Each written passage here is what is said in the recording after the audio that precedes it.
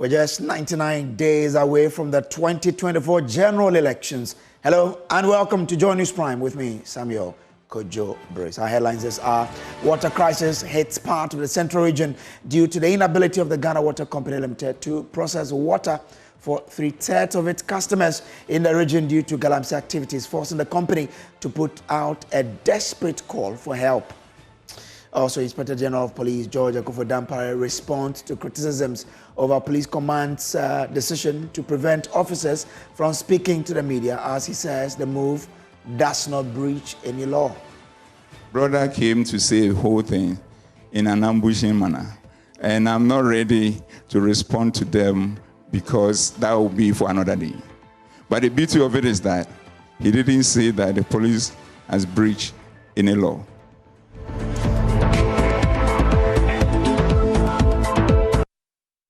Our management of Ghana Water Company Limited in the Central Region is crying out for help as it warns residents could go without water running through their taps for a long time if nothing drastic happens to change the situation.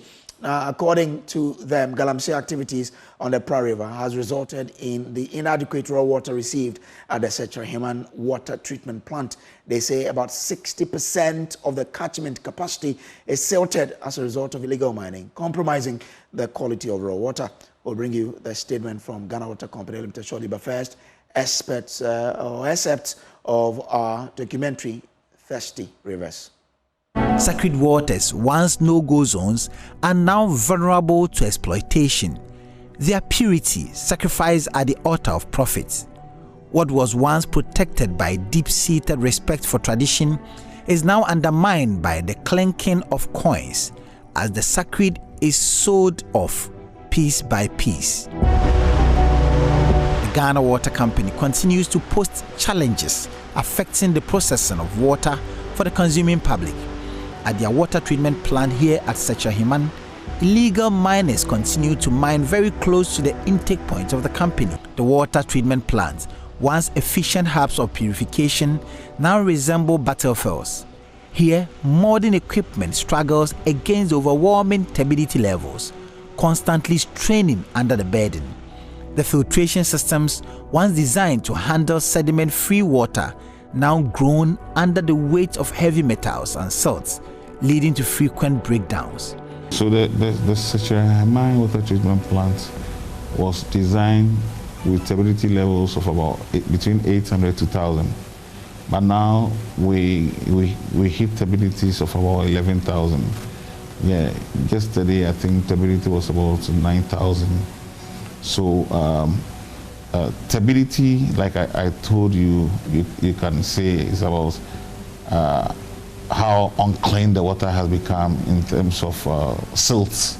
So water out a treatment plant that is designed to abstract water without silt is now abstracting the water with silt. Professor David Kofi Suman, an esteemed environmental scientist at the University of Cape Coast, sounds the alarm on the relentless galamsey activities ravaging Ghana's rivers and water bodies.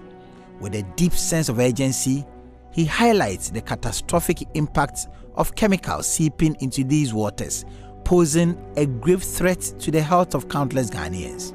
You see, those days when we clarify water, we use just the water stands for some time and the sediment drops and it becomes clean without adding much chemicals. Today, because of the nature, it's mud, it's not water. They are squeezing water out of mud, and so they will have to add a lot of chemicals, alum, to be able to settle this thing that we are talking about. In a statement put out by the Ghana Water Company Limited today, the plant is only able to produce about a quarter of its installed capacity. Currently, my colleague Kwekwa Asante has details of the statement. Very alarming statement put together by the Ghana Water Company Limited. And they say that they've noted, of course, the challenges with water supply in Cape Coast, Elmina, and surrounding communities in recent times. Then they go on to provide why exactly this acute water supply challenges is happening. They say the recent demand supply gap is a result of inadequate raw water received at the Setra water treatment plant as a result of galamsey. pollution of the Pra River along its course, and most especially at the catchment for abstraction, has reduced water embankment to the barest minimum. About 60% of the catchment capacity is silted as a result of illegal mining in galamsey, compromising the quality of raw water. We are currently recording an average of a turbidity of 14,000 NTU instead of 2,000 NTU, designed for adequate treatment. Currently, the plant is able to produce only about 7,500 meter cubic water per day, a quarter of its installed capacity. The situation has caused severe inconveniences to our customers and consumers, and we sincerely apologize. The company is engaging all stakeholders to find a solution. We are, by this announcement, entreating all interest groups to join the fight against galamsey on the River Pra, especially during the festive period. Kindly report any form of illegal mining activity to your community leaders, local assembly, etc. So galamsey is causing havoc and it's hitting home now. We can now listen to Nana Yao Berima-Barnier, the communications manager for the Western and Central Regions Ghana Water Company Limited, who says they are in desperate times and only desperate measures can help salvage the situation. He's been speaking on The Pulse with Elton Broadway. Ghana Water Company must do magic, perform magic, and reduce it from 14,000 to 5 NTU. Can you imagine the work that Ghana Water Company has to do before we can get a drop of water to the homes of customers? But Ghanaians are doing this. It's not as if there's no water in the Pra River. But the quality is so bad, we can't abstract more than that. We can't abstract more. In fact, the same thing is happening in Western region, GWCL, where we abstract the Pra River. Sometimes the galamsey causes, the galamsey operation causes the sand or the silt to gather at the intake that we are not able to abstract water. Sometimes we even need to close down the plant, but we can't close it down. So we have to do whatever we can to be able to abstract the little that we can. In fact, this thing must stop. It must not continue. So in fact, now we don't even, in fact, let me say we are now desperate. So we cannot but say, please help us. It's like an SOS message that is being, sent out there. So we are just pleading. Maybe, just maybe, somebody will hear and do something about it. It is getting terrible. If we close down Secheheman and close down GWCL, what will happen to Cape Coast? What will happen to Takoradi? The Secheheman treatment plant is the biggest plant in Central Region. But authorities have been compelled to reduce treatment to a quarter of its capacity. And it happens in the Western Region too, where sometimes we don't even have enough water to abstract. So we are just a desperate attempt to possibly get attention. Well, let's bring in Dr. Kenneth Ashigbe, who is convener for the Media Coalition Against Illegal Mining. Doc, the Ghana Water Company Limited sounds desperate. What has to happen? Well, it's really desperate times. And the PRO was talking about the fact that instead of 2,000 NTUs, they are doing 14,000 NTUs. The WHO requires us to have 5 NTUs. And so when you have that wide range, you can tell the struggle they're going through. So what they currently are doing is that they are not processing water, they are processing mud. And these equipment are not meant to be treating mud. So the lifetime of these equipment itself is being cut short. And so these are desperate times, and you would hope that leadership would stand up to it. The challenge we have is just your leadership failure. So that's what needs to be resolved. I am hoping the president will take a cue from the likes of Otumfo, who, find 3 chiefs involved in the illegality and deal with them. But in our situation, the state is not dealing with those who are actually, responsible for this carnage that is being caused ourselves as a country. We are not punishing the influential people who are involved in it. And unfortunately, those who are responsible for dealing with the issue are themselves either complicit or incompetent to deal with it. Either way, they are not worthy of the positions they are in. What is happening to all the MCs and the DCs whose districts struggle the Pra? How come they are not dealing with it? What is happening to the regional ministers in these communities that are supposed to be dealing with the issues? What is happening to the police commanders who are in this community, the intelligence officers who are in this community? You know, what exactly is it that we are not doing? We have all the laws, all the regulations, all the directives to be able to deal with it. But it looks as if anytime we get close to an election, we just completely lose everything to the door. We saw that in 2020, and it's even worse in 2024. Okay. So it is time that we really call the state and started holding people accountable. Okay. If they are not able to do their jobs, we should fire them. Those who are found complicit in it, we should deal with them. Okay. How is it that the Minister for Lands and Natural Resources pointed out that Akonta mining was involved in an illegality?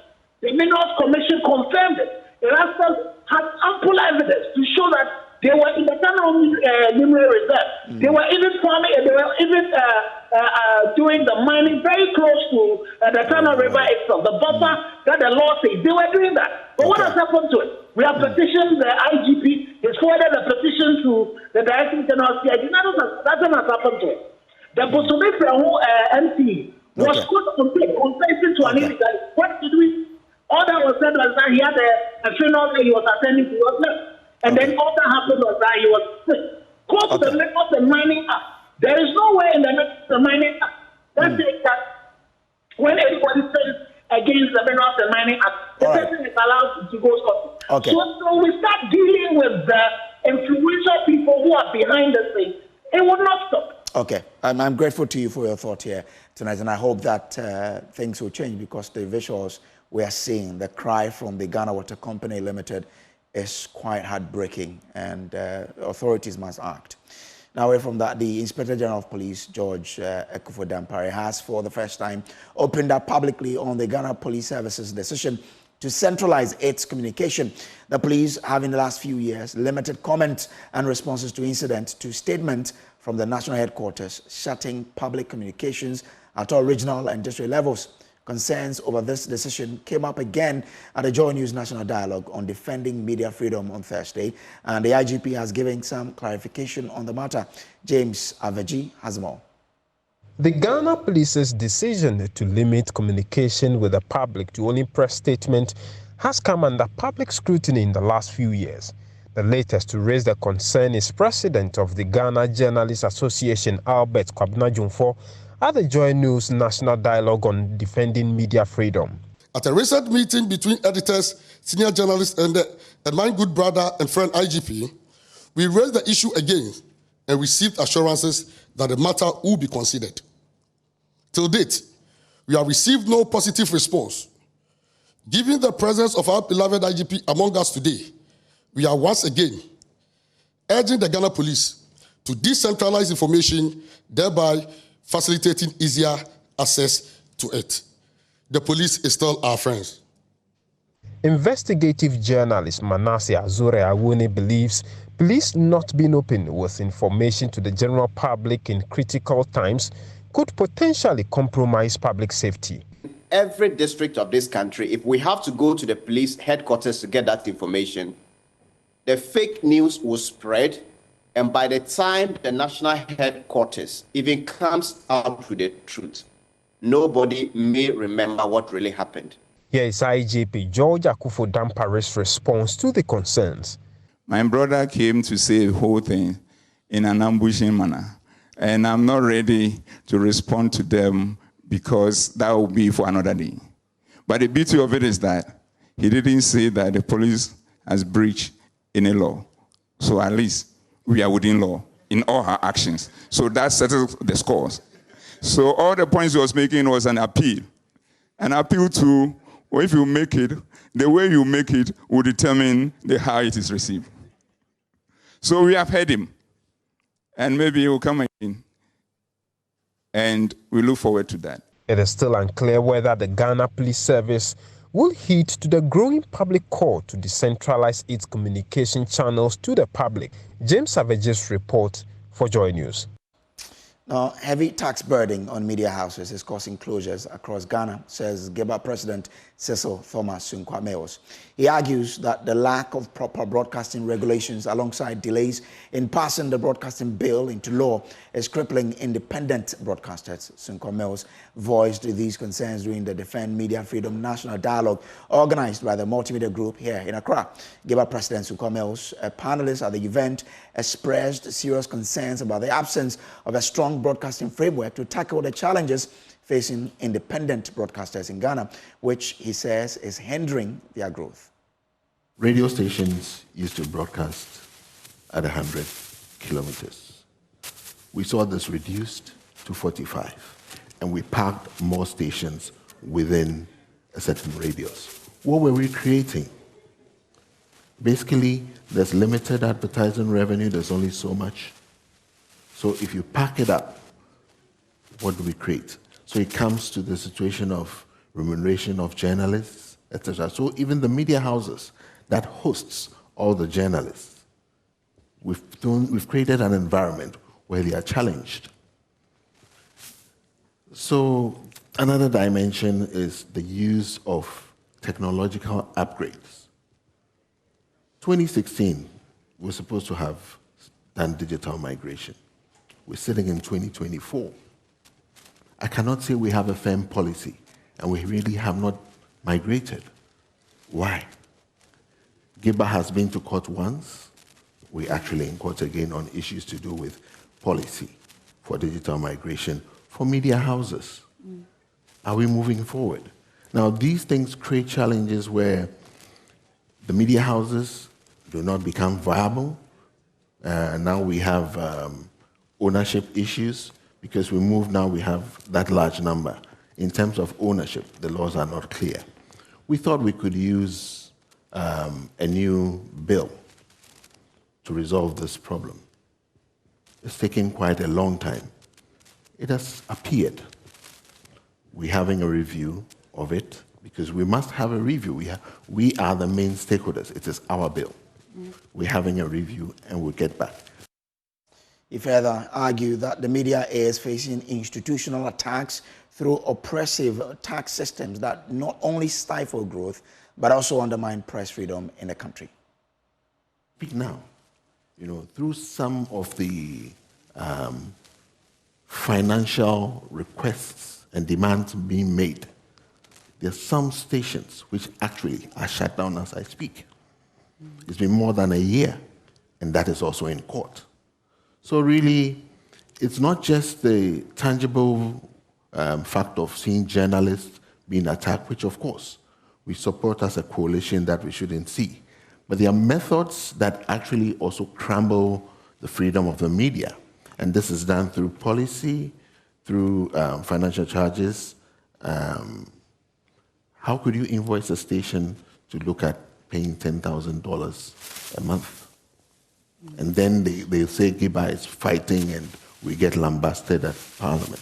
But where are we heading? So all these things, are we really looking at, there's another way of stifling freedom of the media, not necessarily through fiscal attacks, but these are institutional attacks. And we have a lot of focus on that. It's not the sexy part of media monitoring, but that is what we do. You're watching Joy News Prime here on the Joy News channel. We'll take a quick break. We'll be back with more. Please to stay.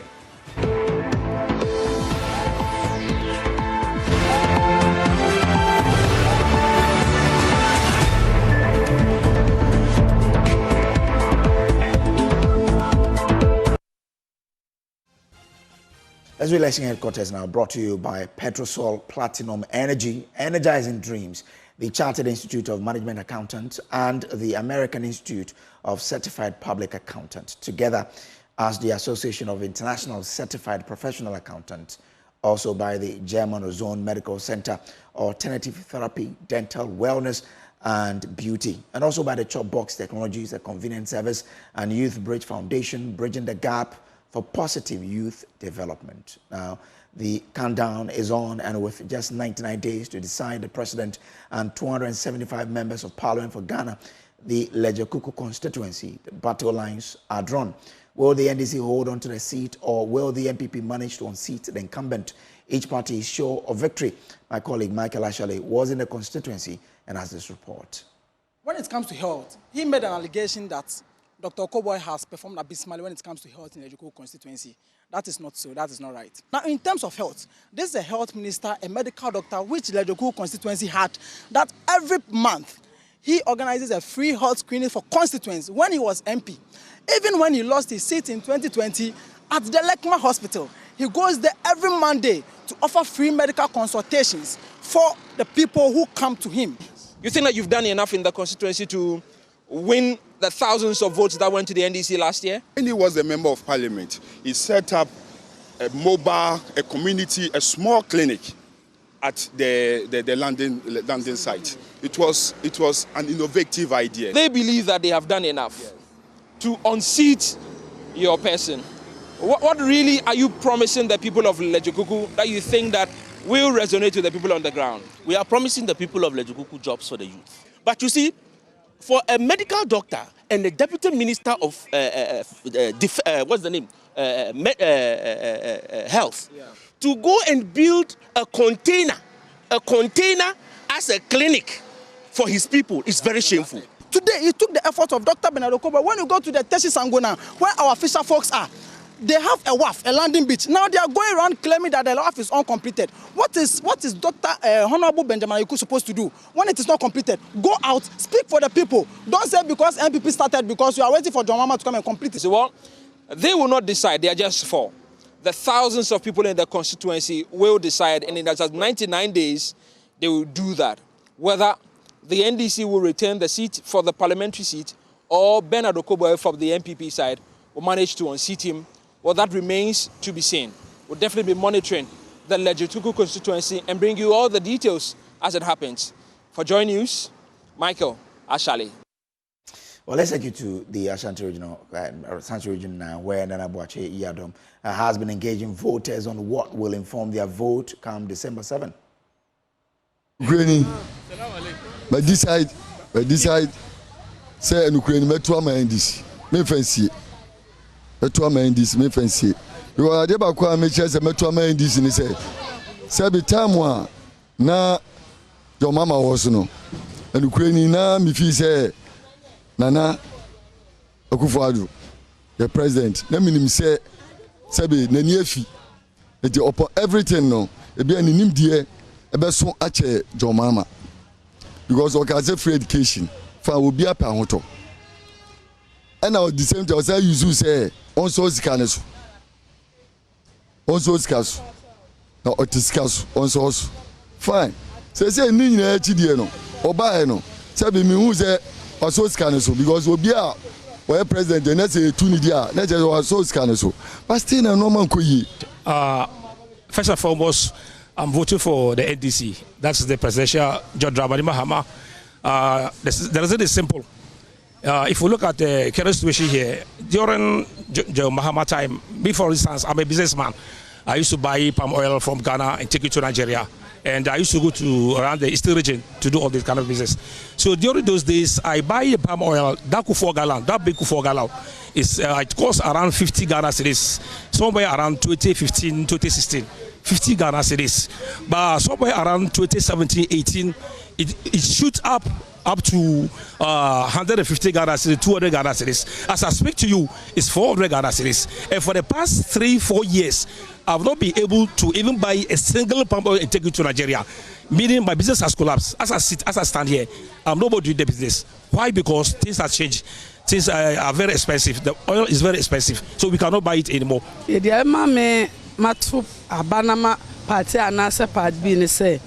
Me ọman na ewu mu no efitete na ahochire wo mu abeto samri ela na na ado so ba ye waye bi pa na wiase no ablabo no sa na wose kodo e wa bible nyame anum asemu an ye wo no eti de na na ado aye de ya be se wo hwe o mayi mu a e ma bele papa e ma na hwe ye ma e mema enhwam wo yi mema du gina ho a kakra bi na hwe e ma ndodo na nyame ya adom Wabema free education. I'm an enclassifo nyine ko school. Me that time ka free education wo ho a kamere ka me ko school ni bi. kaya some tijomo no. It's in the field because I know back where SS Crown one to us crana. Government be betting me aba, I'm a nesta wasako. It's the SS and another year be pa. And best some margin is say. Sebi, penfono ambano. Nino mun can crench. Because Obia Betina Obediska. Obia Betina Obediska. Nanado. Obaye. Usi Obi into me ye. I don't want to be on ye. And no problem, no. Share dollar baby I drew. Obe catch us over the free SHS aba. Or my one district, one factory. Or the buyer fine. On the encounter on Pama. Or the buyer. But I come the nipa. Scan the nipa bottom. Say I will be give 500 person can 50 cedi. Say no on to me answer. Ye gani jan kolano of fear and sana badumum. Sana so anti me boy. It's a wusha who December no why you say hey fan what about Tobacco. There be the boy on the meto about Amano. Now you share a parliamentary news so as one constituency NDC winning Prebebre. In fact, Monama winning since 2004. 2024 I babe to obey. Manaf Dinitia Bem. Monta Council say Kobium. Ohe about on the parliamentary and because say. Yami to minti Mubarak number 2 Amano. Usha Adia Mubarak here.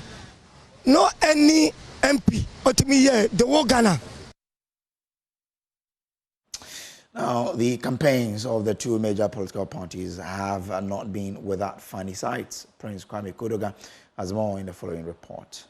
The Vice President, Dr. Mahmoud Bawumia, has bold plans for the country, but why is he holding on to them? I must have a manifesto, otherwise if I do everything now, if I could, what would I do when I come into office? But John Mahama disagrees with him. It's like Ronaldo. Ronaldo's coach says, Ronaldo score. He says, oh coach, if I score all the goals now, the next match, where will I get goal to score? That doesn't make sense at all.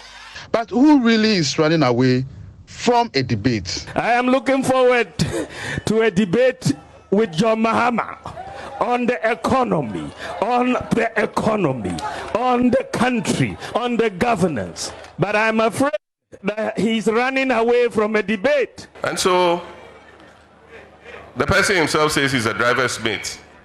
He doesn't have a license yet. So he should work and get a license first. And then after he gets a license, he can come and we'll talk. Like machine gun. The time when they become stammerers and they start stammering, you know they are lying. Somebody who can speak like AK-47. Suddenly media encounter. Then here is Dr. Bawumia, who has been begging for the steering to drive the country.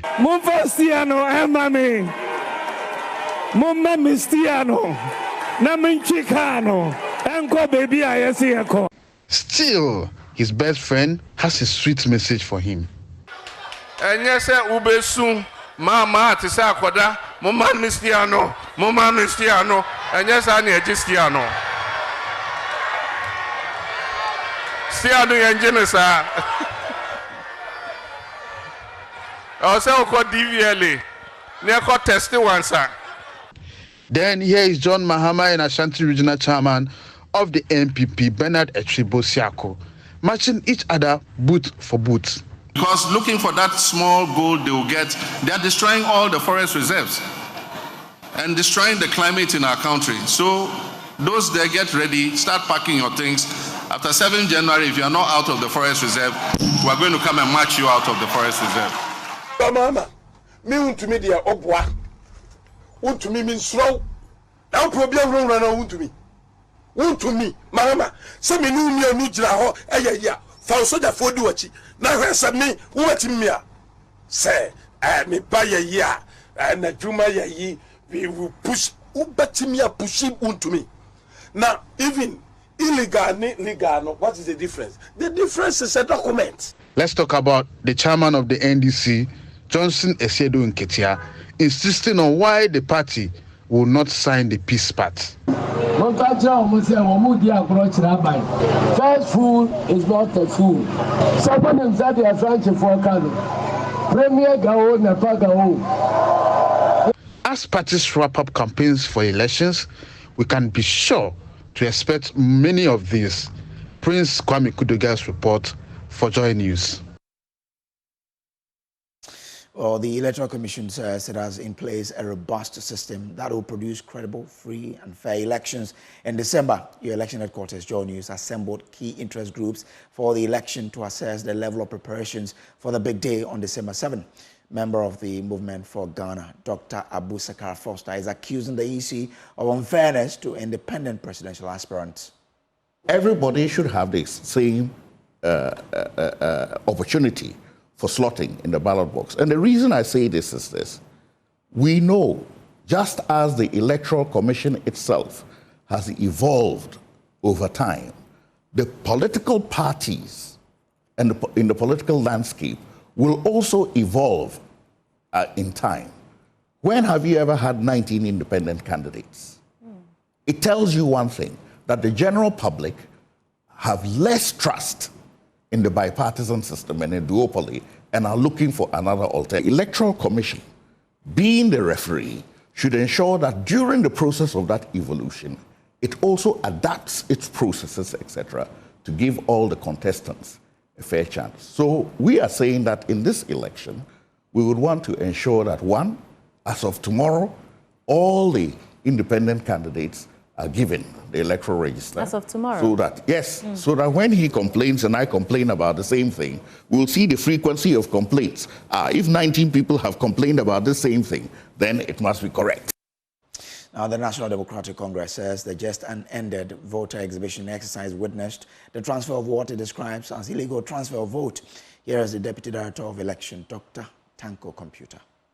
Reading the CI 91 as amended by 126, my brother is very clear. He should have read the enabling regulations.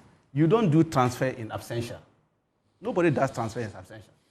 You don't do transfer because somebody is holding ID cards and brought you a bunch of ID cards, do transfer, and you sit in your office comfortably and transfer them. Is that what the CI says? You are reading CI telling me how transfer. Transfer says that I should appear before the returning officer in the constituency. Is that not what you read? But what we are talking about is illegal transfer. Somebody has brought a bunch of ID cards to you in the office, and you transfer them. Is that what the CI says? That is what we are referring to. The issue in Tamale. The people ID cards were collected by a crooked person. But Dr. Tanko, he's saying that they would investigate. That is what I'm saying. Find out it's an issue that we are saying that is one of the issues that is affecting their registration, and we are talking about it. And quickly, look, regulation about provisional register. Regulation 22.1, what Dr. Bosman was referring to, is referring to the Electoral Commission. It's not saying that give the register to political party 3 months, within 3 months. The register is saying that the commission shall not later than 3 months.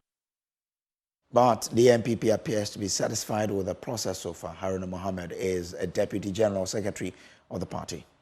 When you have to win an election, you don't cause chaos or misinform. Misinformation is very dangerous to a democracy. There is a law that governs transfer of voters, and this is CI 127. When you go to Regulation 22, my brother is aware. He has been a director of elections for the Northern region for a long time before coming to the national level. You know that transfer of voters list is contained in Regulation 22 of CI 127.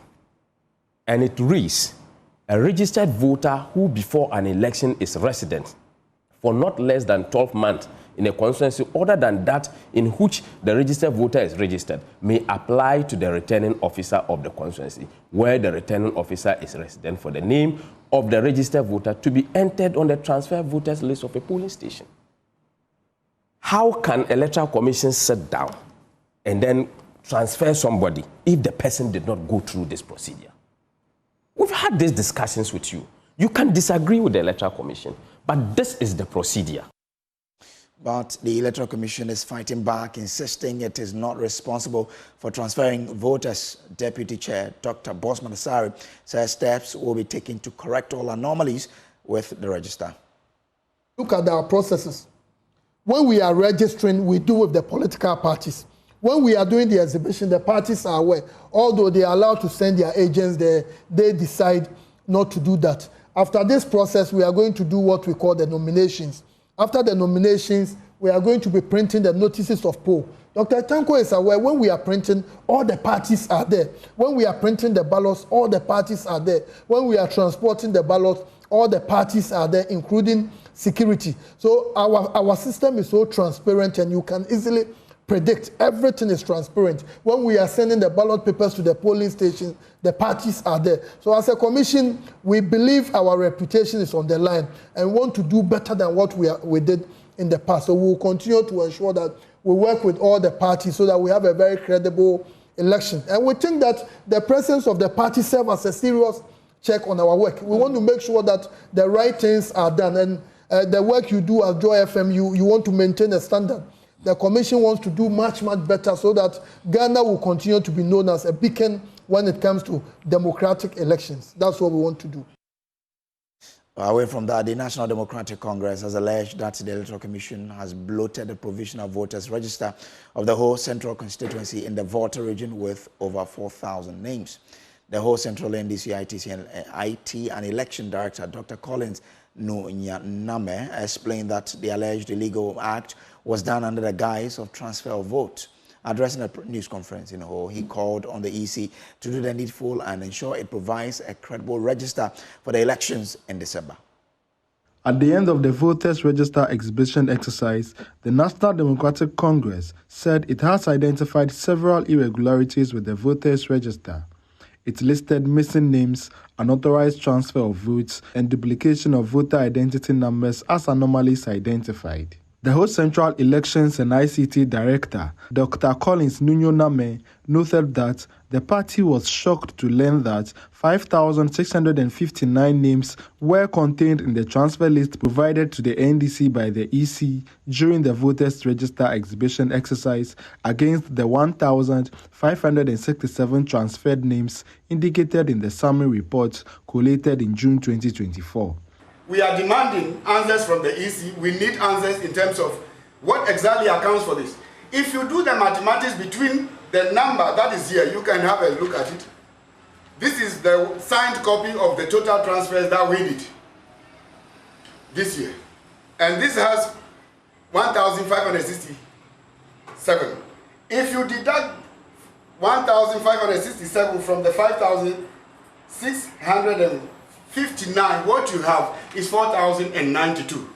Where is the 4,092 people?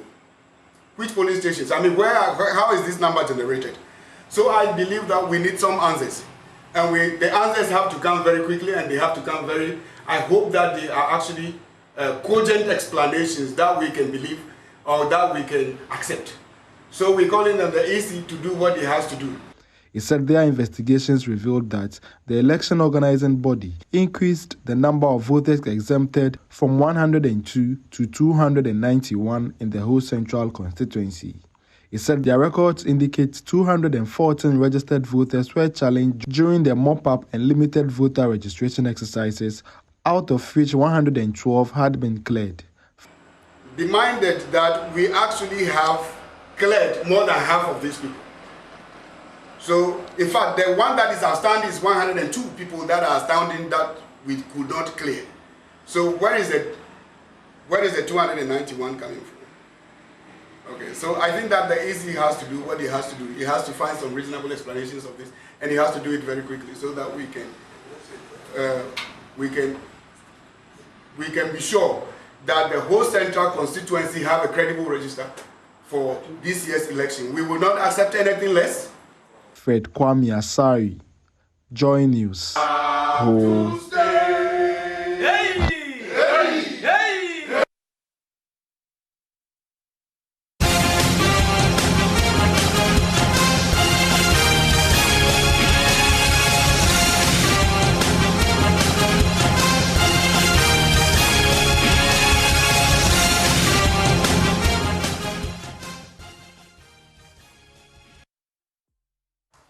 All right, so let's do showbiz now. And Becky Bex is here. And today, oh my goodness, I love the eyebrow. Is that you call it an eyebrow? Which one? This one? No, the one up there.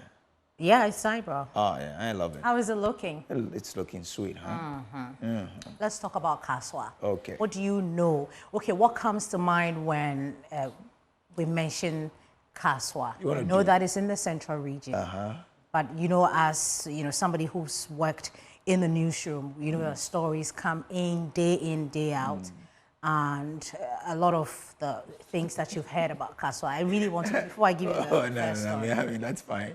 That's fine. How? Let's move on. I'm asking you a question. Okay. I'm trying to engage. I remember the two young teenagers who wanted to kill. I mean, I think they even did. Right. A child for money rituals. For money rituals. I mean, yeah. So the Miss Kaswa has been launched. This is actually the 4th edition which has been launched, and the idea behind the Miss Kaswa is what I'm trying to project. It's just the event is just to redefine the perception of Kaswa. Here, through all these activities can change the face of Kaswa. Enough Lagos. And I hear people say bad things about Kaswa. And I've been a tool there. I need to always say good things about Kaswa, that we are not bad people. We do just. Thank you for your generosity and trust and your commitment to our shared. So if you haven't heard, now you know there's a Miss Kaswa pageant going on. This is the 4th edition and it has been launched. And we indulge you to support this particular. Yeah, it's a good thing. What do you? Yeah. I mean, just yes, so that it really, I'm excited about the intent, to help change perception about Kaswa, because look, that's a place with a lot of people, huge economic potential. Yeah, but the perception is what they need to work on. And I'm happy they're using this to change that. Yeah. Let me tell you about the Gladiator 2. You know Denzel Washington. Apparently, this is the very biggest film he has ever been on. Remember that he won, you know, all the awards for all the movies that he's done, including, you know, the Emmy Awards and all of that. But he's saying that this particular movie will be the biggest film he's been in. Well, so that's Denzel Washington for you. Brace, I know that you've seen, have you seen Kofi Kinata's, before we go, I mean, I'm bringing you Kofi Kinata's video that he made for Antiama of his Kofi album. I don't know, Brace, if you have that.